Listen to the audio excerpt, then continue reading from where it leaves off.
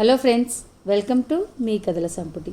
Friends, ఈరోజు చివుకుల పురుషోత్తం గారు రచించిన అత్తారింటికి దారేది నవలలోని 2వ భాగాన్ని చూద్దామండి. నవలలోకి వెళ్లే ముందు ఇంకా ఎవరైనా మన ఛానల్ని సబ్స్క్రైబ్ చేయనట్లయితే తప్పకుండా ఛానల్ని సబ్స్క్రైబ్ చేయండి, లైక్ చేయండి, షేర్ చేయండి, కామెంట్ చేయండి.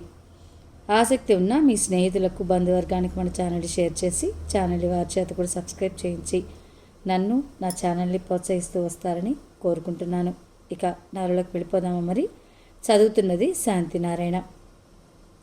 స్వప్నని పెళ్లి చూపులు చూడటానికి పెళ్లివారు వస్తారు. ఆ తతంగం అంతా మీరు ఫస్ట్ ఎపిసోడ్లో విన్నారు కదండి. సుందరమ్మ గారి అన్నయ్య, వదిన ఇంటి నుంచి వెళ్తారు. ఆ తర్వాత స్వప్న పక్కింటికి వెళ్ళొస్తానని వెళ్తుంది. ఈలోపు తనకు సంబంధం చెప్పిన ఆవిడ వచ్చి, అదేనండి సుశీలమ్మ వచ్చి ఏమనుకుంటున్నారనగా, ఈ సంబంధం మాకు నచ్చలేదు అని చెప్తుంది సుందరమ్మ. సరే, ఇంకొక సంబంధం చూస్తాను, మీరు పారాయణకి రావట్లేదేంటి? పారాయణానికి వచ్చినప్పుడు ఏవైనా సంబంధాలు ఉంటే చెప్తానంటుంది. అలా సుశీలమ్మ వెళ్ళిపోతుంది. ఈలోపు స్వప్న తిరిగి వస్తుంది. సుందరమ్మ కూతుర్ని అడుగుతుంది, నీకు ఈ సంబంధం ఇష్టమేనా అని. ఇష్టమే, చేసేయండి పెళ్ళి. అందుకు సుందరమ్మ తబ్బిబ్బైపోయింది. అదేంటి స్వప్న అలా మాట్లాడతావు? మనకి సంబంధం పనికిరాదు అని మామయ్య అంటుంటే వినలేదా? విన్నాను మరి. అంత పనికిరాని సంబంధాన్ని ఇంటిదాకా ఎందుకు తీసుకొచ్చారు? పనికొస్తుందో పనికిరాదో ముందే ఆలోచించకుండా పెళ్లి చూపులు ఏర్పాటు చేశారెందుకని? చూపులయ్యాక నన్ను మాట మాత్రం ఎందుకు అడగలేదు? నా జవాబుతో మీకు సంబంధం లేకుంటే ఒక పూటంతా నా దుంప తెంపి గంగిరెద్దులాగా ఎందుకు అలంకరించి వాళ్ళ ముందు కూర్చోబెట్టారు? ఆ పెళ్లి చూపులేవో మీ అన్నా చెల్లెళ్ళే చూసుకోలేకపోయారా? సుందరమ్మకు స్వప్న ప్రతి ఒక్క మాట ఫిరంగి గుండు దెబ్బలాగా తగులుతుంటే సుందరమ్మ నివ్వెరపోయింది. ఆవిడకు నోట మాట రాలేదు. భయంగా, ఆశ్చర్యంగా, మౌనంగా స్వప్న వంక చూస్తూ ఉండిపోయింది. తన తల్లి కళ్ళల్లో నీరు తిరగడాన్ని, ఆమె నోట మాట రాకపోవడానికి కించిత్ ఆశ్చర్యంగా గమనించి స్వప్న మధ్యగదిలోకి వెళ్ళిపోయింది. స్వప్న వెళ్ళిపోయాక సుందరమ్మ ఆశ్చర్యం నుండి తేరుకుని ఆలోచనలో పడింది. నిజమే, తన వల్ల పొరపాటు జరిగింది. ఏం స్వప్న, నీకు ఈ సంబంధం నచ్చిందా లేదా అని తను అడగాల్సి ఉండాల్సింది. కానీ స్వప్నను ఇంతకాలం చిన్నపిల్లని తను భావించింది. తన అన్న స్వప్నకు ఏది మంచిదో ఏది చెడ్డదో నిర్ణయించారు. కానీ స్వప్న ఇప్పుడు గ్రాడ్యుయేట్, 20 నుండి 21వ సంవత్సరంలోకి వచ్చింది. కానీ తను స్వప్నను అడగవలసిన అవసరం ఏముంది? ఆ నరసింహయ్య కుటుంబంలోకి వెళ్తే ఏం కష్టాలుంటాయో అప్పుడే అన్నయ్య వదినలు చర్చించారు కదా. అవి స్వప్న కూడా వినింది కదా. కొంపతీసి ఆ పిల్లవాడు దీనికి నచ్చాడా? సుందరమ్మ వెంటనే పోయి స్వప్నను అడగాలనుకుంది. కానీ సుందరమ్మకు వెంటనే భయం పుట్టింది. స్వప్న ఇందాకటి ధోరణి చూస్తే ఇది అడ్డాల నాటి బిడ్డ కాదనిపించింది. ఏమైనా అన్నయ్య వచ్చాక ఆయనతో దానికి చెప్పించాల్సిందే కానీ తాను స్వప్నతో ధైర్యంగా మాట్లాడలేదు. సుందరమ్మ ఇలాగా ఆలోచించుకుంటూ ఉంటే కొద్దిసేపటికి జనార్దనం వచ్చాడు. సమయం సాయంకాలం 6 గంటలైంది. జనార్దనం ఇంట్లోకి అడుగు పెడుతూనే, సుందరి, విజయవాడలో స్వప్నకు మంచి సంబంధం చూశాను అంటూ సుందరమ్మ పక్కగా సోఫాలో కూర్చున్నాడు. సుందరమ్మ అన్న మాటలకి చూపించవలసినంత ఉత్సాహం చూపకపోవడంతో జనార్దనం ఆశ్చర్యంగా సుందరమ్మ వంక చూశాడు. సుందరమ్మ దాదాపు రహస్యంగా తనకు స్వప్నకు జరిగిన సంభాషణ వినిపించింది. జనార్దనం ముఖం కోపంతో ముడివడింది. స్వప్న, ఇలారా అన్నాడు జనార్దనం కటువుగా. కొద్ది క్షణాలకు స్వప్న వచ్చి జనార్దనానికి ఎదురుగా ఉన్న సోఫాలో కూర్చుని జనార్దనం వంక నిర్భయంగా చూస్తుంది. తనకు ఏమాత్రం కోపం వచ్చినా సుందరి, స్వప్నలు చటుక్కున తల వంచుకుని మాట్లాడతారు. కానీ ఈ రోజున స్వప్న తన వంక నిర్భయంగా చూడటంతో జనార్దనానికి గుండెల్లో రాయపడింది. వెంటనే మాట్లాడలేకపోయింది. ఏంటి మావయ్య, నీకు ఆ అబ్బాయి నచ్చాడా? ఏ అబ్బాయి? జనార్దనానికి మాటలు తడబడ్డాయి. అదే నరసింహయ్య గారి అబ్బాయి, మొన్న పెళ్లి చూపులకు వచ్చిన అబ్బాయి. నేను ఆ అబ్బాయికి నచ్చానా? జనార్దనం గాబరాగా సుందరమ్మ వంక చూశాడు. సుందరమ్మ ఆశ్చర్యంగా జనార్దనం వంక చూసింది. జనార్దనం గాబరాను గమనించిన సుందరమ్మ కోపంతో స్వప్నతో అన్నది, స్వప్న, ఏంటి అర్థం పర్థం లేని మాటలు? పెద్దవాళ్లతో వినయంగా మాట్లాడాలని తెలీదు? గద్దించినట్లుగా మాట్లాడింది సుందరమ్మ. పెద్దవాళ్ళు ముందు అబ్బాయికి నేను నచ్చానో లేదో తెలుసుకోకుండా ఆడపిల్లని అడగడం సాంప్రదాయమా? జనార్దనం పూర్తిగా చల్లబడిపోయాడు. స్వప్న వెనకటి మేనకోడలు కాదు, గ్రాడ్యుయేట్, 21 సంవత్సరాల యువతి అనుకున్నాడు. ఐఆమ్ సారీ స్వప్న, నిజమే, మేము నీకన్నా వయసులో పెద్దవాళ్ళమే కానీ అనుభవంలో కాదు. నాకున్న 2 బిడ్డలు 10 ఏళ్లలోని వారే. నేను ఇంతవరకు ఏ పెళ్లి సంబంధాలు మాట్లాడలేదు. మీ అమ్మ అంతే. మీ అమ్మ నీకు త్వరగా పెళ్లి చేసి తన బాధ్యతను తీర్చుకోవాలని ఆరాటపడుతుంది. అందువల్ల ఏదో ఒక సంబంధం ఎక్కడో నా చెవిన పడింది.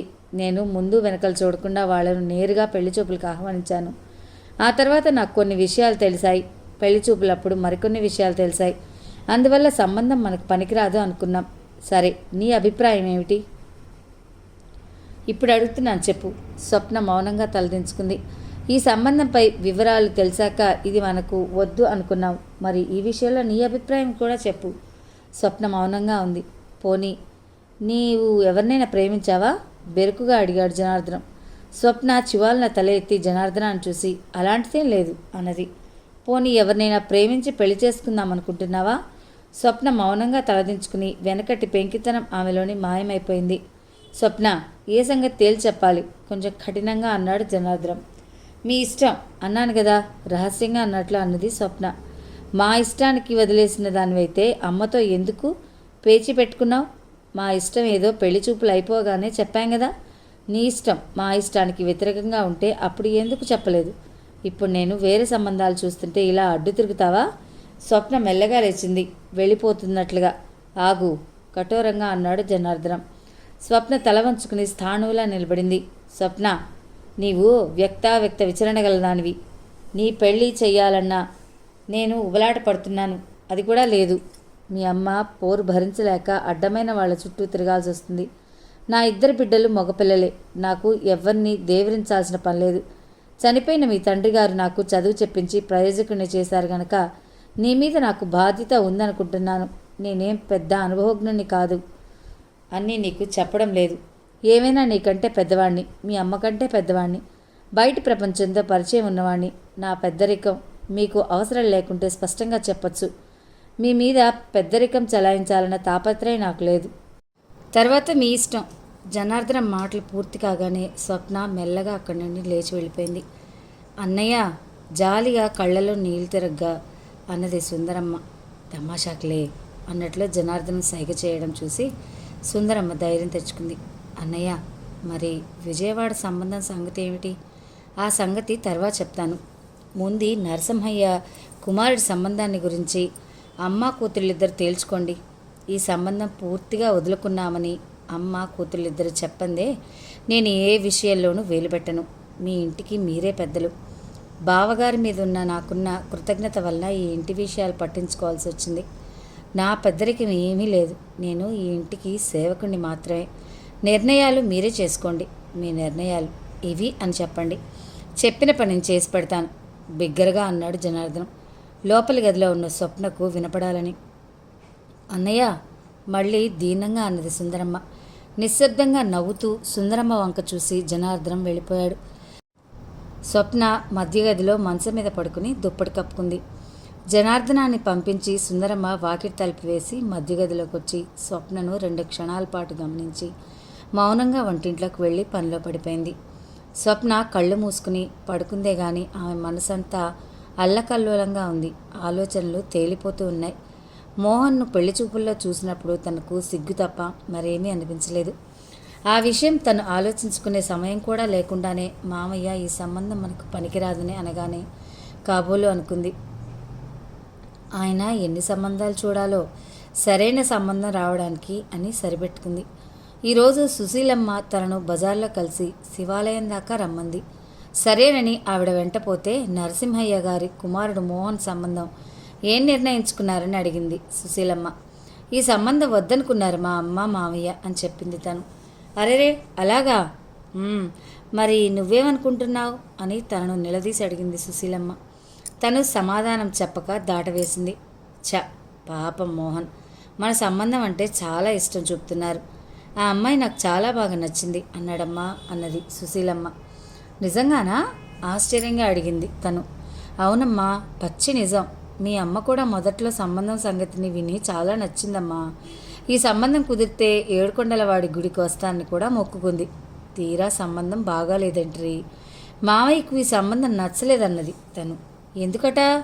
ఆ ఇంట్లో పెళ్లి కావాల్సిన ఆడపిల్లలు ఎక్కువగా ఉన్నారట. నరసింహయ్య గారు త్వరలోనే రిటైర్ అవుతారట. ఆ సంబంధం చేసుకుంటే కుటుంబ భారం ఎక్కువగా ఉంటుందని మామయ్య అన్నాడు. అంతేలేమ్మా, సంబంధం చేసుకోదలుచుకోని వాళ్ళు ఏమంటే చెప్పి చెడగొడుతూ ఉంటారు. నీ సంబంధంలో మటుకు చూపదలుచుకుంటే కొరవల్లేవా? నీవు చామంచాయిగా ఉంటావు. నీవు తండ్రి లేని పిల్లవి. మీ ఇల్లు డబ్బు మీ అమ్మ పేరునే ఉన్నాయి. ఏదో 4 డబ్బులు కట్నం కింద పారేసి నిన్ను వదిలించుకుని ఆస్తిపర్రాలైన నీ తల్లిని తన దగ్గర పెట్టుకోవాలని మీ మామయ్య యోచన. నరసింహయ్య అంటే నిజంగా సింహం లాంటివాడు. మంచి వ్యవహారవేత్త. ఆయన మీకు మామగారైతే మీ మేనమామ ఆటలు సాగవని మీ మేనమామ భయం. అయినా నాకెందుకులే, బంగారం లాంటి సంబంధం. నువ్వు చామంచాయ పిల్లవైనా ఆ మోహన్ నిన్ను నచ్చాడంటే అది నిజంగా అదృష్టమే. అయినా అమ్మాయి, మిగతా విషయాలు నీకెందుకు? నీకు అబ్బాయి నచ్చాడో లేదో నువ్వు చూసుకోవాలి కానీ మిగతా విషయాలు పట్టించుకోకు. నీకు మోహన్ నచ్చకపోతే నిక్షేపంగా ఇంకో సంబంధం చూసుకోవచ్చు. ఆలోచించమ్మా. నువ్వు బీకాం పాస్ అయ్యావు. వయసు 20 ఏళ్ళు దాటాయి. సరే వస్తానమ్మా అంటూ వెళ్ళిపోయింది సుశీలమ్మ. తను శివాలయంలో కూర్చుని చాలాసేపు తర్జన భర్జనలు చేసుకుంది. మోహన్ తనను నచ్చాడన్న మాట సుశీలమ్మ చెప్తుంటే తనకు ఒళ్ళు జల్లుమంది. ఎంతో విచిత్రమైన అనుభూతి కలిగింది. తను ఎస్ఎస్సి పాస్ అయినప్పటి నుండి ఇంట్లో ఉంచి ఇంటర్ బీకాం చెప్పించారు. కాలేజీలకు వెళ్ళాలని ఎంత గొడవ చేసినా మామ అమ్మలు ఒప్పుకోలేదు. తన చదువులో కూడా మామయ్య ఎంతగానో సహకరించాడు. దాదాపు ప్రతి ఆదివారం తమ ఇంటికి వచ్చి ప్రైవేట్ చెప్తూ ఉండేవారు. బీకాం ఆఖరి 2 సంవత్సరాలు తను దాదాపు సొంతంగా చదువుకుంది. ఇంతవరకు మావయ్య మీదే సదభిప్రాయం ఉంది తనకు. కానీ ఆస్తి చెడ్డది, ఎవరికైనా దుర్బుద్ధులు పుట్టచ్చు. తన తల్లి పరమ అమాయకురాలు. 5వ క్లాస్ దాకా చదువు. 15వ ఏటనే తను అనుకోని వైధవ్యం నెత్తిన పెట్టుకుని ఈనాటి వరకు తమందరికీ సేవలు చేసింది. మావయ్య ఆయన మాట్లాడిన మాటల్లో నిజాయితీ ఉన్నట్లు కనిపిస్తున్నది.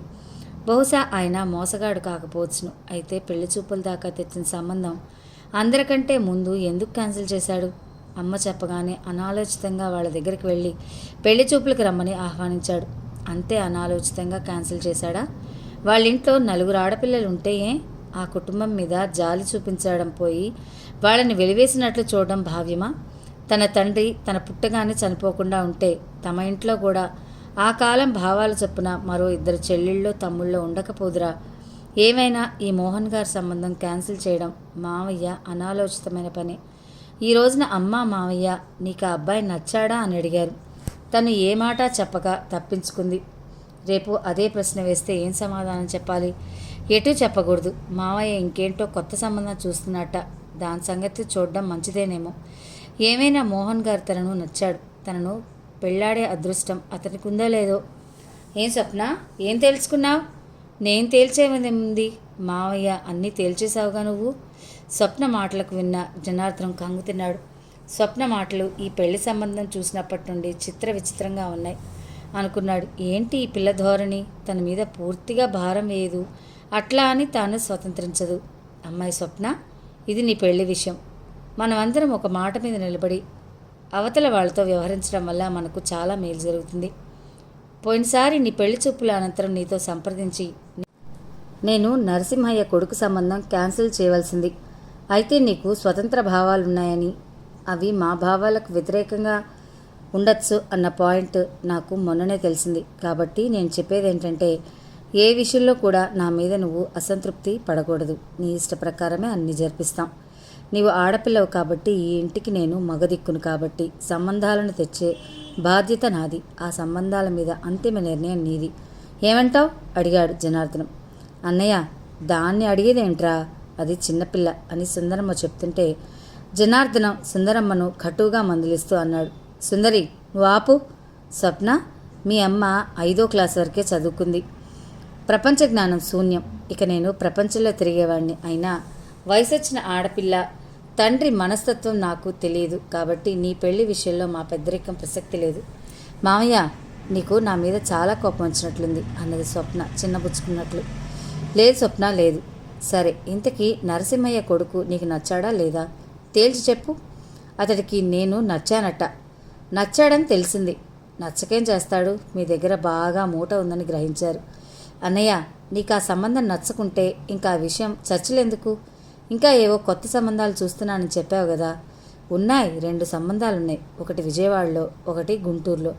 విజయవాడ సంబంధంలోని అబ్బాయి ఇంజనీర్, గుంటూరు సంబంధంలోని అబ్బాయి లెక్చరర్.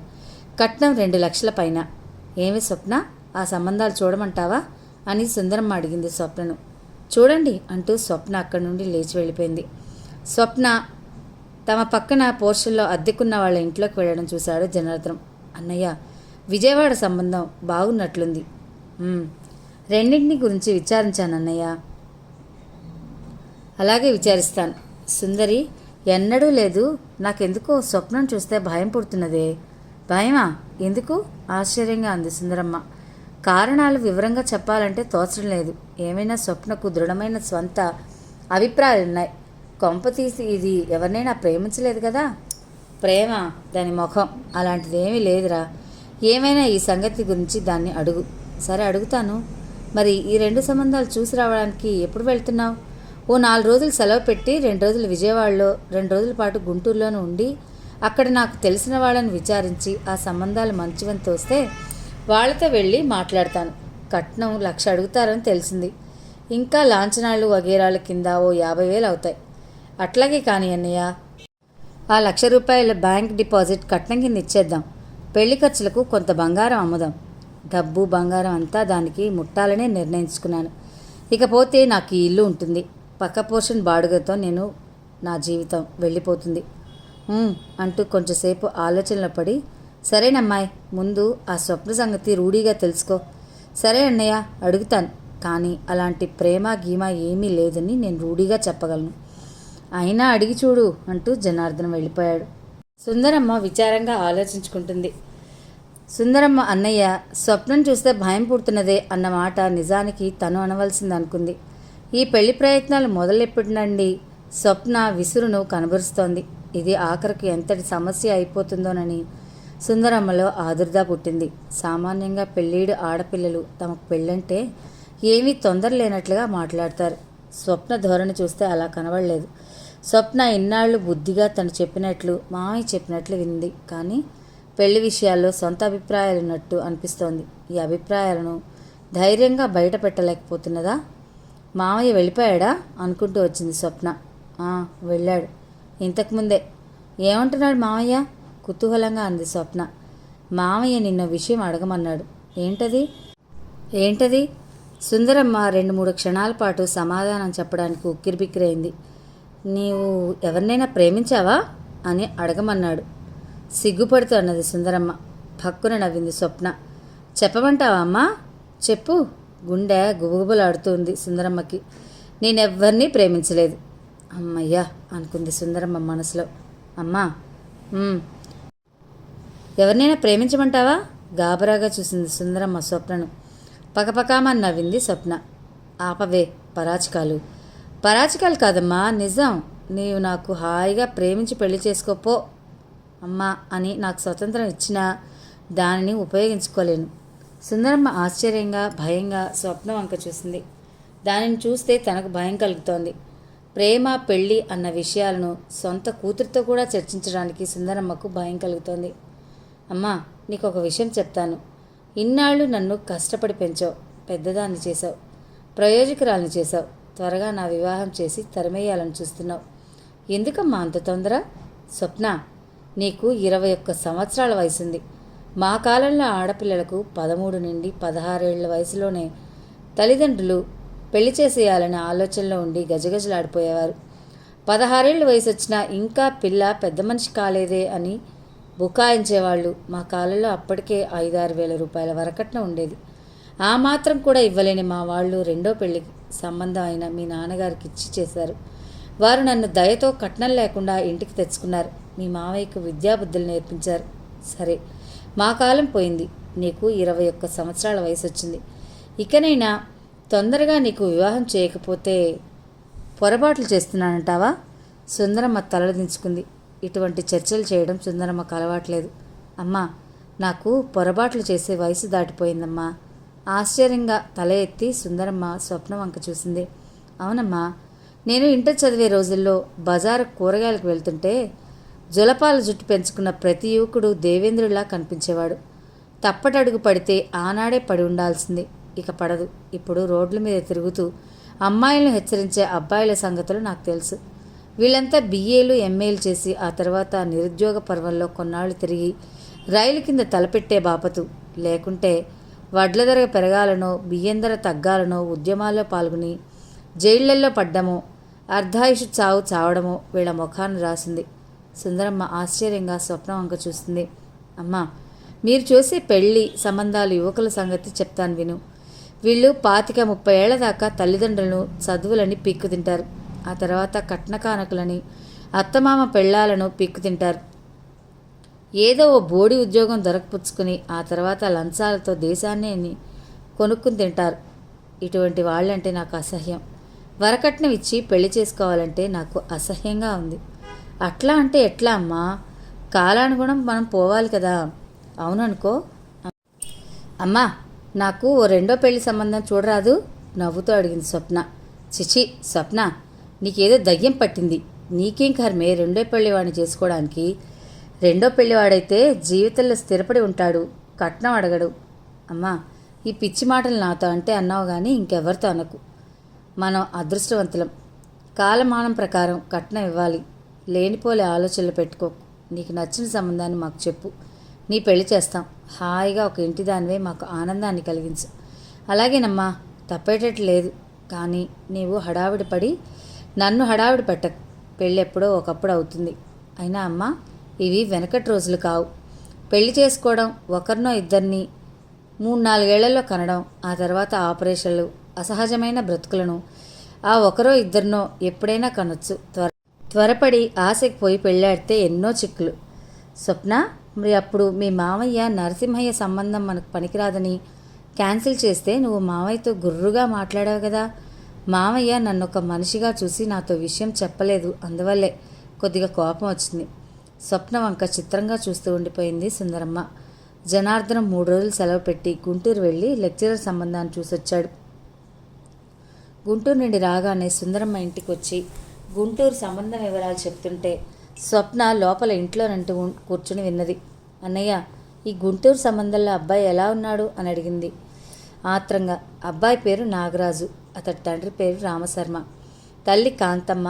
అబ్బాయి పర్వాలేదు, చామంచాయ, మన స్వప్నలాగేనే. 5 అడుగుల 6 అంగుళాలు ఉండొచ్చు. క్రాపు మీసం. ఈ రోజుల్లో సినిమాలో హీరోలలాగానే ఉన్నాడు. ఎంఏ చేశాట. నాగార్జున యూనివర్సిటీలో ఎంఫిల్ చేయాలని అనుకుంటున్నట్ట. గుంటూరులో రామశర్మ గారికి 2 లక్షల రూపాయలు చేసే ఇల్లుంది. ఆయన గారికి పుస్తకాల షాప్ ఉంది. రామశర్మకు అబ్బాయి పెద్ద కుమారుడు. అబ్బాయి తర్వాత 2 చెల్లెలు ఉన్నారు. ఒక అమ్మాయి బిఏ, ఇంకో అమ్మాయి ఇంటర్ చదువుతుంది. అబ్బాయికి 1,00,000 రూపాయల కట్నం తీసుకోవాలని రామశర్మ అనుకుంటున్నట్లుగా చుట్టుపట్ల వినికిడి. మరి జాతకాలు కుదిరాయా? రామశర్మ స్వయంగా జ్యోతిష్కుడు అమ్మాయి జాతకం చూసి వాళ్ళ అబ్బాయి జాతకంతో సరిచూసి పర్వాలేదు, సరిపోతుంది అన్నాడు. ఆ చేత్తోనే పెళ్లి చూపులకు ముహూర్తం ఏర్పాటు చేయమని అడిగాను. ఇక 20 రోజులకు రామశర్మ అతని తల్లిదండ్రులు పెళ్లి చూపులకు వస్తారు. సుందరమ్మ చేతివేళను లెక్క పెట్టుకుంటూ ఆలోచనలో పడిపోయింది. లోపల ఇంట్లో నుండి ఉన్న సుందరమ్మ జనార్దనుల సంభాషణ వింటున్న స్వప్నలోకాల్లో విహరించడం మొదలెట్టింది. గుంటూరులో తన కాబోయే భర్తతో షికారులు కొడుతోంది, సినిమాలకు పోతుంది, జీవితం రంగుల కలలా వెలిగిపోతోంది. హఠాత్తుగా స్వప్న నిర్విణ్ణురాలైంది. గుంటూరులోని తన భర్త రూపం వెనుక తాను పెళ్లి చూపులు చూసిన నరసింహయ్య గారి అబ్బాయి మోహన్ రూపంలో ఉన్నాడు. స్వప్న చిరాగ్గా మోహన్ రూపాన్ని తన మనసులో నుండి చెరిపివేయాలని ప్రయత్నించింది. సాధ్యం కాలేదు. తను మోహన్ను పెళ్లి చూపులు చూసేదాకా ఇలాగే మోహన్తో పాటు ఊహాలోకాల్లో విహరించింది. కానీ ఆ స్వప్నం భగ్నమైంది. మామయ్య ఆ సంబంధం క్యాన్సిల్ చేయడం వల్ల స్వప్నకు కోపం లాంటిది కలిగింది. తను చదువుకునే రోజులలో చదువు, పరీక్షలు తప్ప విషయాలు మనసులోకి వచ్చేవి కాదు. కానీ తన తల్లి తన పెళ్లి విషయంలో చేసే ఆర్భాటం చూసి తన మనసున దాంపత్య జీవితం కోసం తహతహలాడుతోంది. మొదట్లో వరకట్నం తీసుకునే వారిపై తీవ్రమైన అభిప్రాయాలున్నా అవి క్రమంగా బలహీనపడుతున్నాయి. ఎంతో కొంత కట్నం పారేసి పెళ్లి చేసుకుని దాంపత్య జీవితంలోకి ప్రవేశించాలని మనసు ఉవ్విరొల్లుతుంది. తన స్నేహితురాళ్ళు విశాల, సువర్చలకు అప్పుడే వివాహం అయిపోయాయి. కాపురాలు కూడా చేసుకుంటున్నారు. 2 దండిగా కట్నాలు ఇచ్చి పెళ్లి చేసుకున్న వాళ్ళే. తను కూడా అందరితో పాటే కట్నం ఇచ్చే పెళ్లి చేసుకుంటుంది. తమకు కట్నం ఇచ్చే శక్తి ఉంది. అనవసరపు ఆలోచనలతో మనసు ఎందుకు పాడు చేసుకోవాలి? ఇలా స్వప్న ఆలోచించుకుంటుంటే తనకంటే 1 సంవత్సరం సీనియర్ అయిన తనకు చాలా ముఖ్య స్నేహితురాలైన విశాలను ఒకసారి చూసొద్దామని అనుకుంది. ఆ భావం కలగడంతోనే స్వప్న లేచి లైట్గా ముస్తాబయ్యి విశాల ఇంటికి వెళ్ళింది. విశాల వివాహం అయిన సంవత్సరం దాటింది. అప్పుడే ఒక పాప అని తెలిసింది. విశాలను చూసొద్దాం అనుకుంటూనే ఇన్నాళ్ళు తాత్సారం చేసింది. ఆమె ఇంట్లోకి స్వప్న ప్రవేశించింది. విశాల ఇంట్లో చిన్నదిగా 2 గదులు పోర్షన్ వరండా ఉంది. స్వప్నను చూసి విశాల సాదరంగా ఆహ్వానించింది.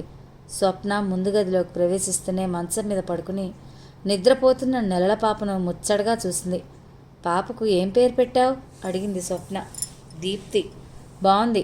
ఏం స్వప్న, బొత్తిగా మా ఇంటి ఛాయలకి రావడం మానుకున్నా? 1-2 సార్లు మీ ఇంటికి వద్దామనుకుని విచారిస్తే నువ్వు ఊళ్ళో లేవని తెలిసింది. పెళ్ళై సంవత్సరం అయినా 6 నెలలకు పైన పుట్టింట్లోనే ఉంటివి. స్వప్న, ఈ వివాహం చేసుకుని చాలా పొరపాటు చేశాను విషాదంగా అంది విశాల. అదేంటి అప్పుడే వేదాంతం చెప్తున్నావు? అవును స్వప్న, పెళ్లి చేసుకుని చాలా పొరపాటు చేశాను. అందుకే నీవు సాంప్రదాయపు వివాహం చేస్తే చేసుకోకు. చేతనైతే లవ్ మ్యారేజ్ చేసుకుని ఆధునికంగా బ్రతుకు. లేకుంటే పెళ్ళి పెటాకులు లేకుండా హాయిగా బ్రతుకు. ఏంటే విశాల ఇంత వైరాగ్యంగా మాట్లాడుతున్నావు?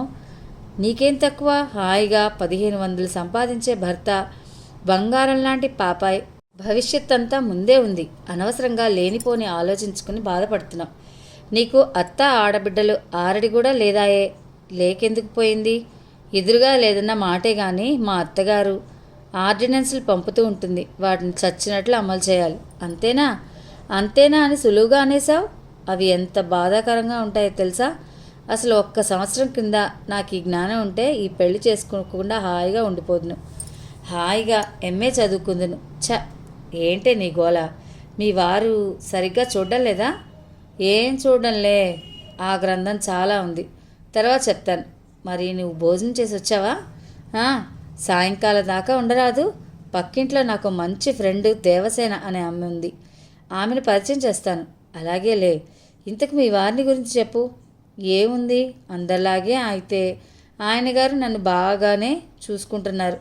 నేను అదృష్టవంతురాలిని అని చెప్తే నీవు నమ్మేసి, ఆహా విశాల ఎంత ఆనందంగా ఉంది, నేను త్వరగా పెళ్లి చేసుకోవాలని, నువ్వు కూడా ఈ వివాహ వ్యవస్థలో కూరుకుని పోవాలని ఉవ్విళ్ళూరుతావు. విశాల, నాకు నువ్వు నిజాన్ని చెప్పు. నిజం చెప్పమంటావా? మనం గ్రాడ్యుయేట్లం, స్వతంత్ర భావాలున్న దేశంలో పుట్టామని కాలేజీలో చెప్పారు. వరకట్నం దురాచారమని, పురుష అహంకారానికి విజయ పతాకం అని అనుకున్నాం. సమాజ హక్కులు స్త్రీ పురుష నడుమ ఉంటాయని అనుకున్నాం. మరి ఈ విధవ సాంప్రదాయ పెళ్లిళ్లలో ఎందుకు తలదూరుస్తున్నాం? అంతకంటే గత్యంతరం లేక మన దేశంలో ప్రేమ వివాహాలు ఫలించక కనుక. అదే పొరపాటు. ప్రేమ వివాహాల్లో ఎన్ని పేచీలు వస్తాయో సాంప్రదాయ వివాహాల్లోనూ అన్ని పేచీలు ఉన్నాయి. సాంప్రదాయపు వివాహాల్లో ఇంకా చాలా పేచీలు ఉన్నాయి. అవి భరించి చచ్చినట్లు నోరు మూసుకుని సాంప్రదాయపు వివాహాలే మంచివని మనం నోరు మూసుకుని అనుభవిస్తున్నాం. విశాల, నువ్వు చెప్పేదంతా అయోమయంగా ఉంది. ఒక్క సంగతి తెలుసుకోవే. ప్రేమ వివాహాల్లో మొట్టమొదటిగా ప్రేమికుడు స్వప్నగారు అని సంబోధిస్తాడు. నీ అందం అపూర్వం అంటాడు. కానీ సాంప్రదాయపు పెళ్ళిళ్లలో కాబోయే మొగుడు నిన్ను పెళ్లి చూపులు చూసి పర్లేదు అంటాడు బెట్టుగా. ఆ తర్వాత నువ్వు శోభనం గదిలోకి ప్రవేశించగానే కొద్దిగా సంస్కారవంతుడైతే స్వప్న ఇలారా అంటాడు. సింహాసనం మీద కూర్చున్న రాజుల, సభలోని నర్తకిని అన్నట్లు నా మొగుళ్ళలాంటి వాడైతే ఏయ్ ఇలారా అంటాడు. స్వప్న ఆశ్చర్యంగా చూసింది విశాల వంక. అవునే, ప్రేమికుడు కానీ మొగుడు కానీ మొదటిసారి సంబోధించిన మాటల్లోనే నీ శేష జీవితం ఎలా గడుస్తుందో నిర్ణయింపబడుతుంది. ప్రేమికుడు గుండెలు దడదడా కొట్టుకుంటే, ఏమండి స్వప్న గారు, సినిమాకి వెళదామా, పార్కుకి వెళదామా అని ప్రాధేయపడతాడు. నీ కోసం డబ్బును ఖర్చు పెట్టడానికి ఉవ్విళ్ళూరుతాడు. ఈ సాంప్రదాయపు మొగుడు నీతో పరిచయమైన మొదటి క్షణం నుండి నిన్ను నీ వారిని పీకు తినడానికి చూస్తూ ఉంటాడు. నిజమే అనుకో, కానీ ప్రేమ వివాహాల్లో ప్రేమికుడు మోసం చేస్తే, నువ్వు మోసపోవడానికి ఇష్టపడకపోతే వాడెందుకు మోసం చేస్తాడు? స్వప్న ఆశ్చర్యంగా విశాల వంక చూస్తుంది. అవునే, సాంప్రదాయపు మొగుళ్ళు కూడా మోసం చేస్తారు. నిజమేనంటావా? పుట్టింటి నుండి టీవీతే స్కూటర్తే అని ఏడిపిస్తారు, లేకుంటే పుట్టింటికి వెళ్ళగొడతారు, లేదా ఒక సంవత్సరం పెళ్ళాన్ని అనుభవించి ముండల వెంట పడతారు. మా ఆయనకు వేరే ఒక స్త్రీతో సంబంధం కలిసింది. 5 నెలలు నాతో కాపురం చేయగానే ముఖం మొత్తింది. వాట్? అవును. ఇంకా పెళ్ళయి 1 ఏడాది కూడా నిండలేదు కదే. అవుననుకో. నేను కాపురానికి రాగానే నాకు నెల తప్పింది. నాకు ఆరోగ్యం బాగోలేదని మా అత్తగారు నన్ను 5వ నెలలోనే పుట్టింటికి పంపిస్తుంది. ఆ తర్వాత 7వ నెలకు పాపతో కాపురానికి వస్తే సవతి పోరు తగులుకుంది. రామ వారివి తప్పుబట్టం అటుంచి ఈ సాంప్రదాయం ఏమిటి? కడుపు చేసిన వాడికి కాన్పు చేయించే బాధ్యత లేదా? 30,000 రూపాయల కట్టం తీసుకుని మరో 20,000 తగలేయించి పెళ్లి చేసుకుంటారు. ఆ తర్వాత 2 కాన్పులు పుట్టింటి వాళ్ళ ఖర్చుల మీదే జరగాలట. వెనక డజన్లు అరడజన్లు పిల్లల్ని కనే రోజుల్లో అయితే మొదటి 2 కాన్పులు పుట్టింట్లో జరగాలన్న ఆచారంలో అర్థం ఉంది. ఫ్రెండ్స్, విన్నారు కదా నవలలోని ఈ భాగాన్ని. ఈ నవల మిమ్మల్ని అందరినీ అలరిస్తుందని ఆశిస్తున్నాను. ఒక చిన్న విన్నపం, ఫస్ట్ ఎపిసోడ్ తర్వాత చిన్న గ్యాప్ వచ్చిందండి, అది గమనించగలరు. అందుకు క్షమిస్తారని కూడా కోరుకుంటున్నాను. ఇక ఇప్పటి నుంచి ఈ నవల అయిపోయేదాకా డిస్టర్బెన్స్ లేకుండా మీకు ఎపిసోడ్స్ అందిస్తానని అనుకుంటున్నాను. మరిన్ని మంచి నవలలు వినాలనుకుంటే తప్పకుండా మన ఛానల్ని సబ్స్క్రైబ్ చేయండి, లైక్ చేయండి, షేర్ చేయండి, కామెంట్ చేయండి. మరో భాగంతో మీ ముందుంటాను. అంతవరకు సెలవు. నమస్తే.